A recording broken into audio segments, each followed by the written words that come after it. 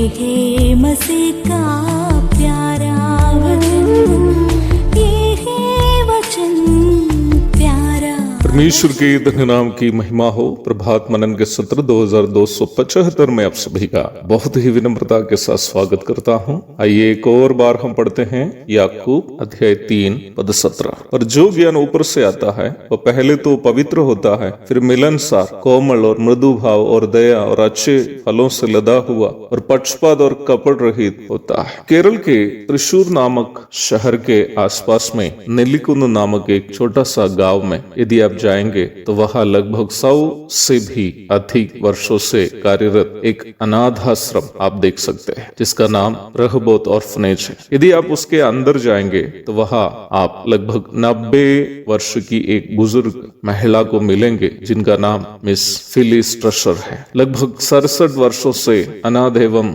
अशरण तथा गरीब लड़कियों की सेवा के लिए समर्पित एक धनी महिला है श्रीमती फिलिस ट्रशर, जिनको जानने वाले सभी मम्मी करके संबोधित करते हैं उन्हें। मात्र 23 वर्ष की उम्र में जीवन के सबसे आनंदमय दिनों में, जब उस उम्र की सभी लड़कियां मधुर सपनाओं से अपने अपने मनों में महलों को बुनती है, सफेद रंग के ऊन के चादर में अपने आप को ओढ़े हुए जैसा दिखने वाले बर्फों से ओढ़े हुए एल्प्स पर्वत की घाटियों में स्थित अति सुंदर देश न्यूजीलैंड के एक गांव में अपने घर के अंदर अपने कमरे में बैठकर फिलिस ट्रशर नामक इस युवती आंसू बहाती हुई इस प्रकार प्रार्थना कर रही थी। प्रभु जी, मैं सुनी हूँ कि इंडिया के केरल नामक राज्य में स्थित अनाथ आश्रम की देखरेख करने वाली मिशनरी महिला बुजुर्ग हो जाने के कारण वापस न्यूजीलैंड लौट रही है। उनके लौटने के बाद उन बच्चियों की देखरेख करने के लिए शायद कोई नहीं होंगे। प्रभु, यदि आप चाहे तो मुझे भेजिए। उन अनाथ बच्चों के लिए अपना जीवन समर्पण करने के लिए मैं तैयार हूँ। फिलिस ट्रशर ने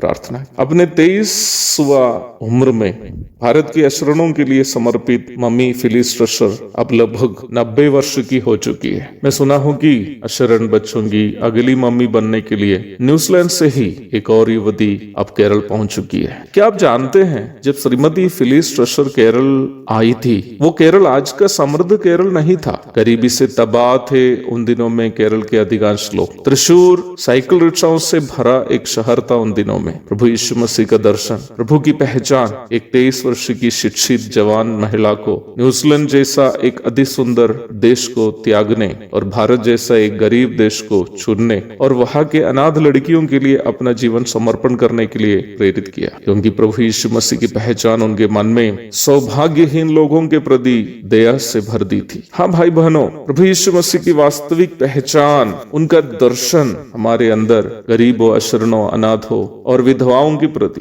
दया उत्पन्न करती है। निम्न दया हमें अच्छे फलों का उत्पन्न करने के लिए प्रेरित करती है, जैसे मम्मी फिलिस ट्रशर ने अनाथों के लिए अपना जीवन समर्पण किया। हमारे प्रभु यीशु मसीह के बारे में प्रेरित मत्ती इस प्रकार लिखता है, जब उसने भीड़ को देखा तो उसको लोगों पर तरस आया, क्योंकि वे उन भेड़ों के समान जिनका कोई रखवाला ना हो, व्याकुल और भटके हुए से थे। मत्ती 9:36।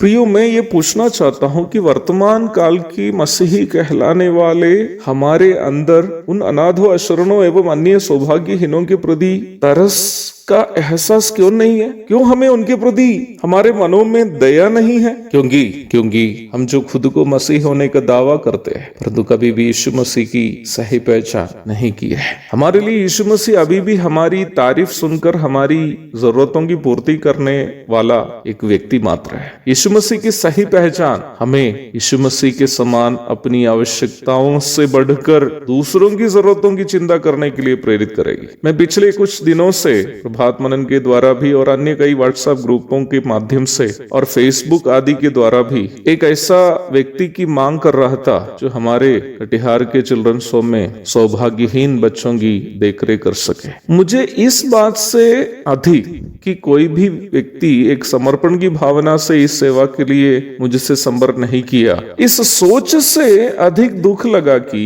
प्रभु यीशु मसीह की वास्तविक पहचान से हमारे लोग कितने दूर हैं। क्यों इस प्रकार की एक सेवा के प्रति हमारे लोगों के मन में एक दया की भावना नहीं है, विशेषकर उन सौभाग्यहीन बच्चों के प्रति। मैंने पिछले रविवार को कटिहार की हमारी कलीसिया में बहुत भावुक होकर इस प्रकार कहा, वर्तमान समय के मसीहियों के नजर में मेरे जैसे लोग कितने मूर्ख इंसान होंगे ना। मात्र 24 साल की उम्र में बिहार के लिए जीवन समर्पण किया, 21 साल से सेवा कर रहा, अभी भी अक्सर बैंक खाताओं में न्यूनतम राशि से भी कम रहते हैं। सेवकाई में 21 वर्ष से अधिक वर्ष सेवा करने के बावजूद भी कुछ नहीं कमा पाया, तो क्या मैं मूर्ख नहीं हूँ? जी भाई, कई लोगों के नजरों में दूसरों के लिए जीना एक मूर्खता है, परंतु यीशु मसीह की पहचान कुछ लोगों को उस दया से भर देती है जो यीशु मसीह की है, जिसके परिणाम स्वरूप दूसरों के लिए अपना जीवन बलि करने के लिए ऐसे लोग प्रेरित हो जाते हैं जो दुनिया के सामने मूर्खता भी क्यों ना हो। एक और शुभ दिन की धन्य कामनाओं के साथ आज का मनन में यहाँ समाप्त करता हूँ। प्रभु आप सबको आशीष दे। आमीन। पापी को मुक्ति का द्वार है, संत को मार्ग का दर्शक है, विश्वास जो करते हैं उस